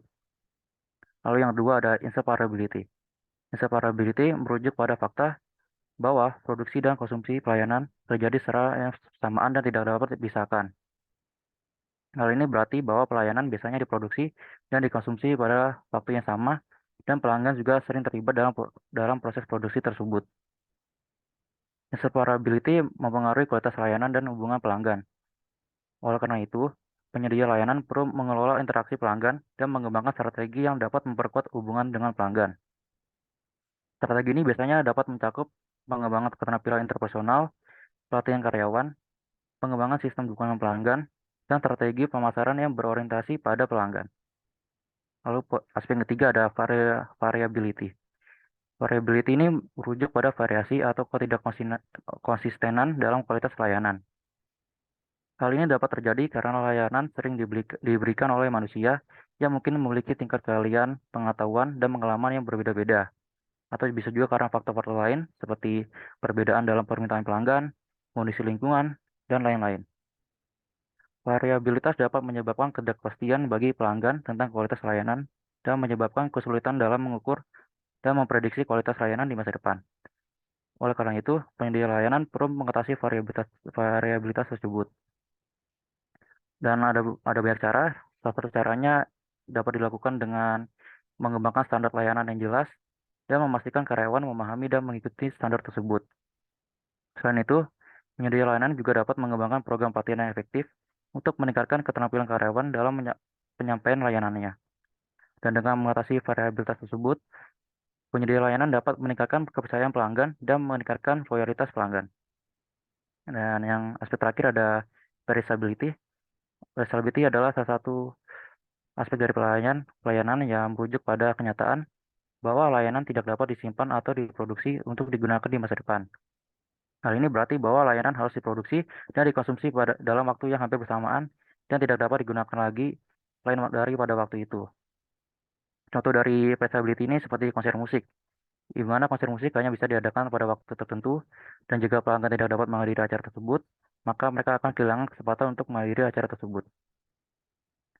Oleh karena itu, penyedia layanan perlu memperhatikan karakteristik traceability ini dengan berbagai cara.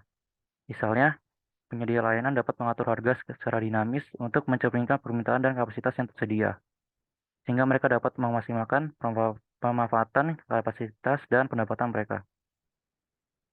Oke, lanjut ke materi berikutnya. Di sini ada service encounter, dan di sini ada 6 aspek juga. Dan aspek yang pertama ada information provision. Information provision adalah proses memberikan informasi atau data yang relevan dan berguna kepada pelanggan. Dalam konteks pelayanan, information provision dapat menjadi bagian penting dari penyampaian layanan yang sukses.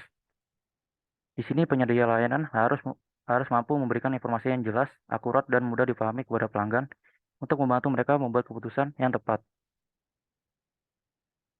Informasi yang akurat dan tepat dapat membantu membangun kepercayaan pelanggan dan memperkuat hubungan antara penyedia layanan dan pelanggan. Dan informasi yang diberikan secara konsisten juga dapat membantu meningkatkan citra merek dan reputasi penyedia layanan di mata pelanggan. Yang kedua ada involvement level. Involvement level atau tingkat keterlibatan adalah seberapa besar pelanggan terlibat dalam proses pengambilan keputusan. Tingkat keterlibatan pelanggan sendiri juga bervariasi tergantung pada faktornya seperti kompleksnya, dari layanannya, dari biaya, dari risiko, dan nilai penting bagi pelanggan tersebut. Dalam konteks pelayanan, tingkat keterlibatan pelanggan dapat mempengaruhi interaksi antara penyedia layanan dan pelanggan, serta pengalaman pelanggan secara keseluruhan. penyedia layanan harus memahami tingkat keterlibatan pelanggan untuk memastikan bahwa layanan yang disediakan sesuai dengan kebutuhan dan ekspektasi pelanggan. Dan hal itu juga harus dapat memberikan informasi yang relevan untuk membantu pelanggan membuat keputusan yang tepat. Lalu yang ketiga ada failure dan complaint. Failure adalah kegagalan dalam proses terjadi ketika penyedia layanan gagal memberikan pelayanan yang terbaik atau memberikan pelayanan yang tidak memenuhi standar atau tidak memenuhi harapan yang ditetapkan oleh pelanggan. Dan komplain adalah keluhan atau respon yang diberikan oleh pelanggan ketika mereka merasa tidak puas dengan layanan yang kita berikan. Tujuan dari komplain tersebut adalah memberikan umpan balik kepada penyedia layanan tentang kegagalan pelayanan dan ketidakpuasan pelanggan. Serta mereka juga meminta perbaikan dari penyedia layanan. Dalam konteks pelayanan, failure and complaint ini mempengaruhi reputasi penyedia layanan dan dapat mengaruhi langsung kepuasan pelanggan. Oleh karena itu, penyedia layanan harus memastikan bahwa pelanggan mereka merasa didengar dan memperoleh solusi yang memuaskan untuk kebutuhan mereka, sehingga mereka dapat memperkuat hubungan antara penyedia layanan dan pelanggan. Lalu yang keempat ada produk and service. Produk and service ini merujuk pada suatu produk atau layanan yang ditawarkan oleh penyedia layanan tersebut. Dalam service ini merujuk pada barang atau produk fisik yang dijual bersama dengan layanan, seperti makanan atau minuman, buku, dan produk-produk lainnya. Secara itu, dalam services ini merujuk pada layanan yang disediakan oleh penyedia layanan untuk memenuhi kebutuhan atau permintaan pelanggan. Layanan ini bisa berupa pelayanan kesehatan, layanan keuangan, konsultasi, atau layanan yang memerlukan interaksi langsung dengan pelanggannya. Lalu yang kelima ada transaksional or relation. Transaksional dalam service merujuk pada kata hubungan yang bersifat transaksional atau sekali pakai. Dalam hubungan ini, pelanggan melakukan transaksi dengan penyedia layanan untuk memenuhi kebutuhan atau permintaan tertentu. Dan setelah transaksinya selesai, maka hubungan antar mereka pun akhirnya selesai. Sementara itu, relasional adalah dalam service merujuk pada hubungan yang lebih jangka panjang antara pelanggan dan penyedia layanan. Dalam hubungan ini, penyedia layanan berupaya untuk membangun hubungan yang kuat dan berkelanjutan dengan pelanggan dengan cara mengenal dan memahami kebutuhan serta preferensi pelanggan secara lebih profesional dan individual. Hal ini untuk menjaga hubungan mereka dalam jangka panjang. Lalu yang terakhir ada collaboration. Collaboration artinya di sini merujuk pada upaya bersama antara penyedia layanan dan pelanggan untuk menciptakan nilai tambah dalam layanan yang diberikan.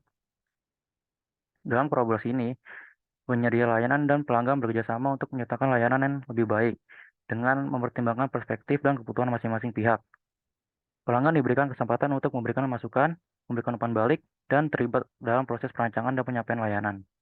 Sebaliknya, penyedia layanan bertanggung jawab untuk memahami kebutuhan pelanggan, menyediakan informasi yang dibutuhkan, dan memberikan pengalaman yang menyenangkan dan memuaskan bagi pelanggan. Baik, boleh di next.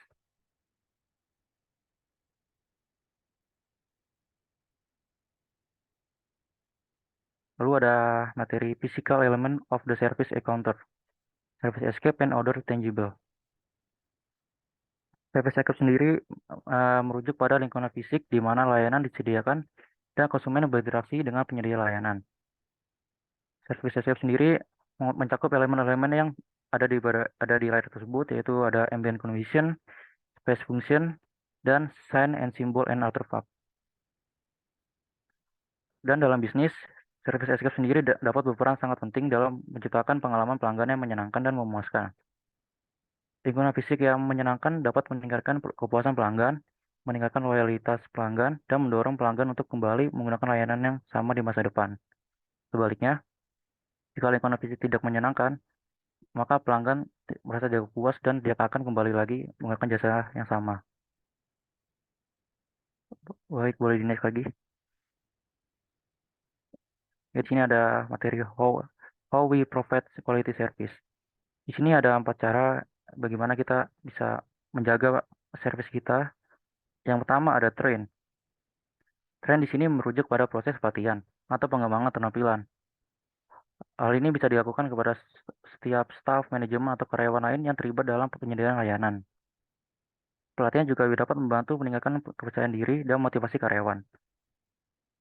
Dan dengan adanya pelatihan ini, maka penyedia layanan dapat memastikan bahwa karyawan mereka selalu siap untuk memberikan pelayanan yang berkualitas kepada pelanggan. Yang kedua ada report. Report di sini merujuk pada proses pengumpulan analisis dan atau informasi yang terkait dengan kinerja penyedia layanan dan layanan berkualitas kepada pelanggan. Report juga dapat berisi informasi tentang kepuasan pelanggan, kecepatan respon layanan, tingkat pemenuhan, jumlah keluhan yang diterima, atau metrik lain yang dapat digunakan untuk mengukur kinerja penyedia layanan. Lalu ada yang ketiga, ada audit. Audit di sini merujuk pada proses evaluasi sistem dan kinerja penyedia layanan terhadap standar kualitas yang telah ditetapkan. Audit dapat dilakukan oleh tim internal ataupun eksternal yang independen dari penyedia layanan. Tujuan dari audit sendiri adalah untuk memastikan bahwa penyedia layanan telah memenuhi standar kualitas yang telah ditetapkan dan melakukan tindakan korektif yang diperlukan jika terdapat ketidaksesuaian dalam standar kualitas tersebut. Dan yang terakhir ada feedback. Feedback di sini merujuk pada tanggapan atau respon yang diberikan oleh pelanggan terhadap kualitas layanan yang diberikan oleh penyedia layanan. Feedback dapat berupa komentar, saran, keluhan, atau penilaian terhadap kinerja penyedia layanan. Tujuan dari feedback ini adalah untuk membantu penyedia layanan untuk memahami kebutuhan dan keinginan pelanggan, serta mengidentifikasi area yang perlu diperbaiki dan mengambil tindakan korektif yang sesuai untuk meningkatkan kualitas layanan yang disediakan. Baik, lalu materi berikutnya akan dibacakan oleh rekan saya. Oke, baik. Selanjutnya saya Dom Fajrul Falah akan melanjutkan materi dari sebelumnya. Jadi sekarang kita akan membahas strategis ke isu when we deliver service quality. Jadi di sini masalahnya terkait dengan ekspektasi pelanggan dan ekspektasi perusahaan. Boleh di next? Baik, yang pertama sini ada metode untuk memecahkan masalah dari ekspektasi pelanggan. Nah, ekspektasi pelanggan atau masalah harapan pelanggan saat memberikan pelayanan sering terjadi ketika ada ketidaksesuaian antara apa yang diharapkan oleh pelanggan dan apa yang sebenarnya diterima oleh pelanggan. Dalam kualitas bentuk pelayanan atau produk, harapan pelanggan dapat dipengaruhi oleh pengalaman sebelumnya, komunikasi yang diterima, informasi yang diperoleh, atau referensi dari orang lain. Ketika harapan pelanggan ini tidak terpenuhi atau tidak sesuai dengan apa yang mereka harapkan, hal ini dapat mengakibatkan ketidakpuasan pelanggan, penurunan kepercayaan, dan bahkan hilangnya pelanggan. Nah, di sini ada metode SEPQUAL atau SEPQUAL Scale. Metode ini adalah suatu model yang digunakan untuk mengukur kualitas layanan berdasarkan persepsi pelanggan. Metode SEPQUAL biasanya melibatkan penggunaan kuesioner. Pelanggan diminta untuk menilai tingkat kepentingan dan kinerja dari masing-masing dimensi dalam kaitannya dengan pengalaman mereka dalam menggunakan layanan. Nah, SEPQUAL ini menggunakan suatu kuesioner yang terdiri dari 5 elemen. Ini yang pertama ada reliability atau keandalan. Reliability ini kemampuan organisasi atau karyawan untuk memberikan pelayanan yang konsisten, akurat, dan dapat diandalkan sesuai dengan janji atau komitmen yang diberikan kepada pelanggan. Selanjutnya yang kedua ada assurance atau jaminan, yakni kemampuan organisasi atau karyawan untuk memberikan kepercayaan, keberdayaan, dan keyakinan kepada pelanggan dalam menyediakan pelayanan yang baik. Yang ketiga ada tangible atau bukti fisik. Bukti fisik ini maksudnya penampilan fisik atau aspek nyata yang terkait dengan pelayanan seperti fasilitas, peralatan, dan penampilan karyawan. Selanjutnya yang keempat ada empati. Empati adalah kemampuan organisasi atau karyawan untuk memberikan perhatian, perasaan, dan pengertian terhadap kebutuhan, keinginan, dan situasi pelanggan. Dan yang terakhir ada responsiveness atau tanggapan. Tanggapan merupakan kemampuan organisasi atau karyawan dalam memberikan pelayanan yang cepat, ramah, dan responsif terhadap kebutuhan dan permintaan pelanggan. Nah, setiap dimensi tersebut dinilai berdasarkan persepsi pelanggan terhadap pelayanan yang diterima dan ekspektasi pelanggan terhadap pelayanan yang diharapkan. Perbedaan antara keduanya akan menghasilkan skor SEPQUAL yang menandakan tingkat kepuasan atau ketidakpuasan dari pelanggan tersebut.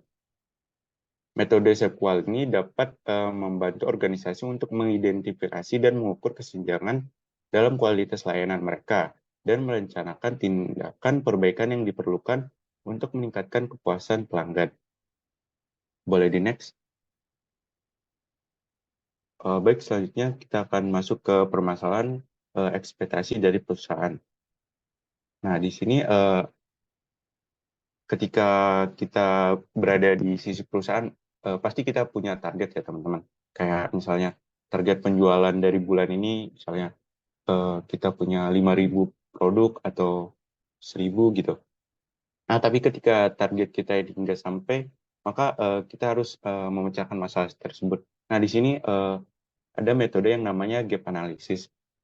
Analisis kesenjangan atau gap analysis ini adalah suatu metode yang digunakan dalam pemasaran untuk mengidentifikasi dan menganalisis perbedaan antara kondisi aktual dan kondisi yang diharapkan atau yang diinginkan oleh perusahaan.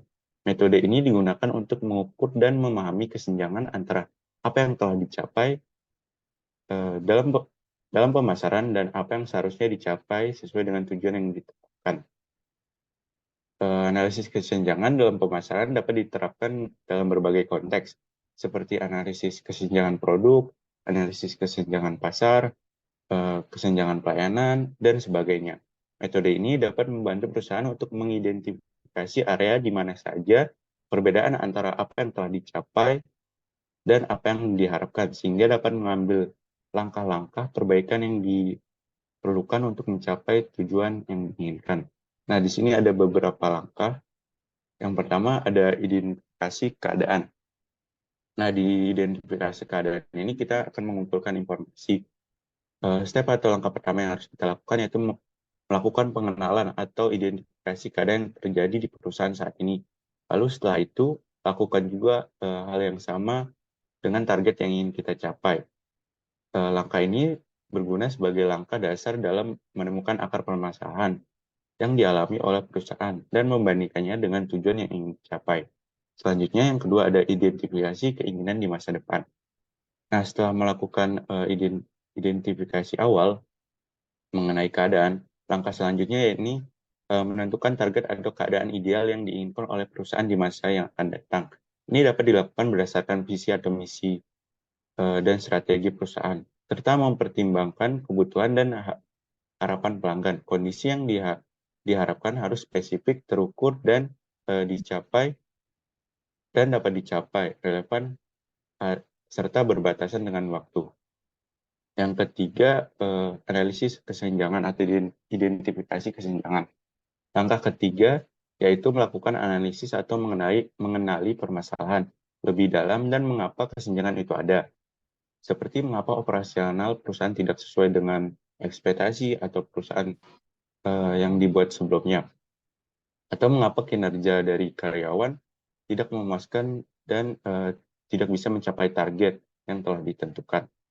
Selanjutnya, yang keempat, yakni merumuskan rencana dan mengambil tindakan perbaikan. Berdasarkan analisis kesenjangan tersebut, di langkah ketiga, langkah terakhir adalah mengambil tindakan perbaikan yang sesuai dengan keadaan untuk mengatasi perbedaan antara kondisi aktual dan kondisi yang diharapkan. Tindakan perbaikan dapat berupa pengembangan strategi baru, peningkatan produk atau layanan, penyesuaian harga, promosi yang lebih efektif, atau perbaikan sesuai dengan hasil analisis kesenjangan yang telah dilakukan. Nah, analisis kesenjangan ini dalam pemasaran dapat menjadi alat yang efektif untuk mengidentifikasi area di mana perbaikan diperlukan dalam mencapai tujuan pemasaran yang diinginkan. Hal ini dapat membantu perusahaan untuk mengambil langkah-langkah yang tepat untuk meningkatkan kualitas pemasaran, menghadapi persaingan yang ketat, dan memenuhi harapan pelanggan. Dalam melaksanakan analisis kesenjangan atau gap analysis ini, penting untuk melibatkan berbagai pihak terkait seperti tim pemasaran, tim produk, tim operasional, dan pelanggan untuk memperoleh pemahaman yang komprehensif tentang situasi aktual dan harapan pelanggan. Boleh di next? Baik, selanjutnya kita akan membahas marketing. Nah, di sini ada 3 elemen yakni people, place, dan ideas. Yang pertama, marketing people.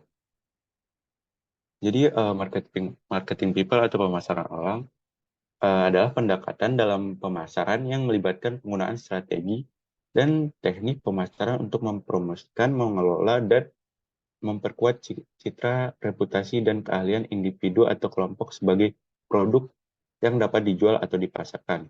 Dalam konteks ini, orang diperlukan seperti produk harus dipromosikan, dikelola, dan dipasarkan untuk memperoleh keuntungan atau mencapai tujuan tertentu. Pendekatan ini biasanya digunakan dalam pemasaran personal atau pemasaran diri, di mana individu seperti selebritas, atlet, atau profesional dianggap sebagai produk yang dapat dipasarkan kepada halayak atau audiens tertentu. Dalam pemasaran orang, produk yang dijual bukanlah produk fisik yang dapat dipegang, tetapi atribut-atribut non-fisik atau abstrak yang dimiliki oleh individu atau kelompok seperti citra, terus reputasi, kepribadian, keterampilan, pengetahuan, dan pengalaman.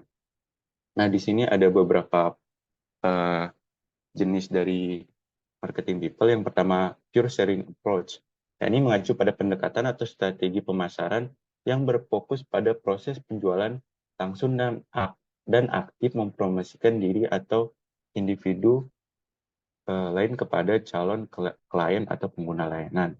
Terus yang kedua ada the product improvement approach. Ini mengacu pada pendekatan atau strategi yang berfokus pada upaya untuk terus meningkatkan dan mengembangkan kualitas, nilai, atau manfaat dari diri sendiri atau individu lain sebagai produk yang ditawarkan pada pasar atau klien. Nah, contoh dari yang kedua ini, the product improvement approach, misalnya ada seorang profesional di bidang IT yang terus mengikuti pelatihan, workshop, dan sertifikasi terbaru, serta mengikuti perkembangan teknologi terkini untuk meningkatkan keahlian dan daya saing di pasar kerja. Dan selanjutnya ketiga ada the market fulfillment approach. Market fulfillment approach ini dalam marketing adalah pendekatan atau strategi yang berfokus pada pemahaman mendalam tentang kebutuhan, keinginan, dan ekspektasi pasar atau klien potensial, dan kemudian berupaya untuk memenuhi kebutuhan tersebut dengan cara yang optimal. Market fulfillment approach ini menekankan pada pentingnya mengidentifikasi, memahami, dan memenuhi kebutuhan pelanggan atau pasar dengan cara terbaik. Hal ini melibatkan langkah-langkah seperti riset pasar, pengumpulan data tentang preferensi pelanggan, melakukan analisis kebutuhan, dan merancang layanan atau produk yang sesuai dengan kebutuhan tersebut. Pendekatan ini juga melibatkan komunikasi yang baik dengan klien atau pasar, serta responsif terhadap perubahan kebutuhan atau pertumbuhan pasar. Contoh dari fulfillment approach ini adalah dalam pemasaran adalah seorang perencana keuangan yang secara aktif berkomunikasi dengan klien untuk memahami tujuan keuangan mereka, mengidentifikasi risiko, dan merancang rencana keuangan yang sesuai untuk memenuhi kebutuhan jangka panjang dari klien tersebut. Selanjutnya, sini ada marketing place.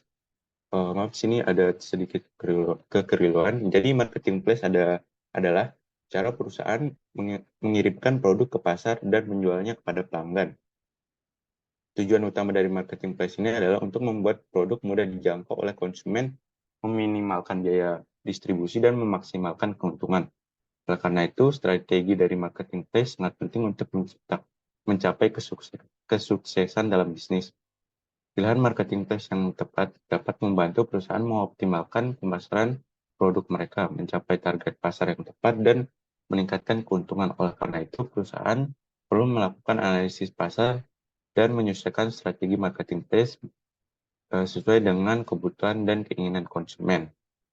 Nah, di sini ada beberapa contoh dari marketing place. Yang pertama itu ada toko-toko retail seperti Indomaret, Alfamart, terus ada juga e-commerce kayak Shopee, Tokopedia, dan sebagainya. Selanjutnya yang ketiga ada marketing idea. Marketing idea mengacu pada kegiatan pemasaran yang bertujuan untuk memperoleh pangsa pasar untuk suatu konsep atau ide, bukan produk atau layanan fisik. Dalam hal ini, pemasaran tidak hanya fokus pada penjualan produk atau layanan, tetapi lebih kepada memperkenalkan atau mempromosikan serta mengomunikasikan konsep atau gagasan kepada pasar. Ide marketing seringkali digunakan untuk memperkenalkan atau mengedukasi pasar tentang suatu konsep baru, mengubah pandangan atau perilaku konsumen terhadap suatu isu, atau membangun kesadaran dan dukungan untuk suatu gagasan atau gerakan sosial. Dalam ide marketing, perusahaan atau organisasi berfokus pada pembangunan citra, persepsi, dan pemahaman yang positif terhadap konsep atau gagasan yang mereka promosikan, dan berusaha mempengaruhi perilaku konsumen atau masyarakat agar mereka menerima dan mengadopsi ide tersebut. Nah, contoh dari marketing idea ini bisa kita lihat dari perusahaan Tesla. Jadi perusahaan Tesla itu kan kayak membangun tagline untuk menghijaukan bumi dengan mobil listriknya. Nah, itu juga termasuk dari marketing idea. Boleh di next? Baik, selanjutnya di sini ada the future of service. Nah, pada era modern ini, perkembangan teknologi, informasi, dan komunikasi terus mengalami kemajuan pesat. Layanan pada masa depan menjadi salah satu fenomena yang muncul sebagai hasil dari kemajuan tersebut. Ada beberapa faktor yang mempengaruhi layanan pada masa depan. Yang pertama ada changing demographic. Nah, perubahan demografi mengacu pada perubahan dalam karakteristik populasi seperti usia, jenis kelamin, entitas, tingkat pendidikan, dan pola migrasi. Dalam konteks the future of service ini, perubahan demokrasi dapat memiliki implikasi signifikan terhadap bagaimana layanan diberikan, siapa yang menjadi konsumen, apa yang mereka butuhkan, dan bagaimana mereka berinteraksi dengan penyedia layanan. Contoh perubahan demografi ini dapat memengaruhi masa depan layanan adalah populasi di banyak negara mengalami penuaan, kayak di Jepang. Dengan meningkatnya jumlah manusia berusia lanjut, ini dapat berdampak pada jenis layanan yang diperlukan seperti layanan kesehatan, perawatan, serta preferensi konsumen dalam hal aksesibilitas, kenyamanan, dan kebutuhan khusus bagi orang tua.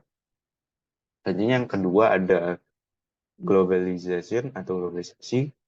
Nah, globalisasi dalam the future of service ini merujuk pada fenomena di mana pasar, bisnis, dan konsumen semakin terhubung dan terintegrasi secara global melalui teknologi informasi, perdagangan internasional, dan mobilitas manusia. Hal ini dapat menghasilkan penyebaran layanan berbasis teknologi, peningkatan mobilitas manusia, persaingan global yang ketat, diversifikasi layanan dan pengaruh budaya, serta tantangan regulasi dan peluang kerjasama internasional. Globalisasi akan mempengaruhi cara layanan disediakan, dikonsumsi, diatur, serta memberikan tantangan dan peluang bagi penyedia layanan di masa depan. Yang ketiga, ada teknologi advance. Dalam the future of service, teknologi advance ini merujuk pada kemajuan teknologi yang berdampak signifikan pada pelayanan layanan di masa depan. Kemajuan teknologi telah mengubah cara layanan disediakan, diakses, dan dikonsumsi, serta menghadirkan peluang dan tantangan baru bagi penyedia layanan. Contoh dari teknologi advance ini yakni artificial intelligence atau AI. AI digunakan untuk mengoptimasi tugas-tugas rutin dalam penyedia layanan, meningkatkan efisiensi, kecepatan, dan akurasi layanan. AI juga dapat digunakan dalam analisis data untuk memahami kebutuhan konsumen dan memberikan pengalaman yang lebih personalisasi. Selanjutnya yang terakhir, yang keempat, proliferation of information. Nah, dalam the future of service, ini merujuk pada peningkatan jumlah dan aksesibilitas informasi yang dapat mempengaruhi cara layanan disediakan dan dikonsumsi di masa depan. Dalam era digital ini dan informasi yang terus berkembang, informasi menjadi lebih mudah diakses dan tersebar dengan cepat, menghadirkan perubahan dalam layanan yang disediakan oleh penyedia layanan dan bagaimana konsumen mengakses layanan tersebut. Dalam menghadapi proliferation of information, penyedia layanan perlu mengelola informasi dengan bijaksana menjaga transparansi, dan memanfaatkan peluang pemasaran digital untuk tetap relevan dan bersaing di masa depan. Baik, itu dia dari saya. Selanjutnya dilanjutkan oleh moderator.